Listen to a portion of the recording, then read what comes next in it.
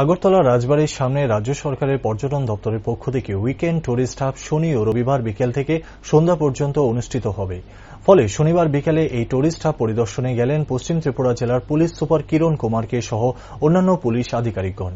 সাংবাদিকদের মুখোমুখি হয়ে একজন পর্যটক বলেন, মূলত সামাজিক মাধ্যমে ত্রিপুরার রাজধানী আগরতলা সম্পর্কে বিভিন্ন ভিডিওর দ্বারা তারা দেখতে পেয়েছিলেন, কিন্তু প্রথমবারের মতো আগরতলা শহরের বর্তমান চিত্র দেখে মুগ্ধ হয়ে যায় তারা। কেননা ভিডিওতে দেখেছিলেন আগরতলা শহর অনেকটাই অপরিচ্ছন্ন, বাস্তবে দেখতে পায় শহর আগরতলা একেবারেই পরিষ্কার ও পরিচ্ছন্ন অবস্থায় রয়েছে।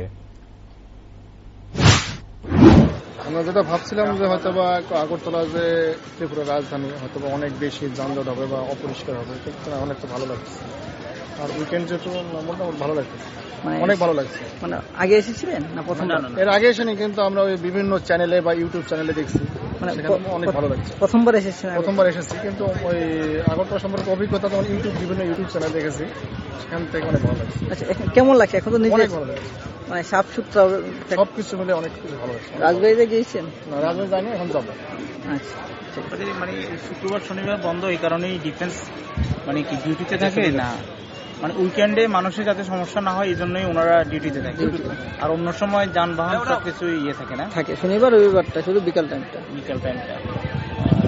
কেমন লাগছে? কিছুক্ষণ তো ছিলেন, ফটো তুলছে না দেখলাম। সবচেয়ে বড় কথা হলো পরিষ্কার পরিচ্ছন্ন আর খোলামেলা, আর এখানকার ট্রাফিক ব্যবস্থাটা অনেক সুন্দর চমৎকার, সবাই খুব মেনে চলে, যে জিনিসটা অন্য জায়গায় নাই। ভালো। আপনি প্রথমবার এসেছেন ত্রিপুরা? আমি প্রথমবার। কেমন লাগছে সার্বিক বিবেচনা? হ্যাঁ, ভালো ভালো, খুবই ভালো। সবচেয়ে ফ্রিলি মুভ করা যায়, এটা হলো সবচেয়ে বড়। Thank you very much.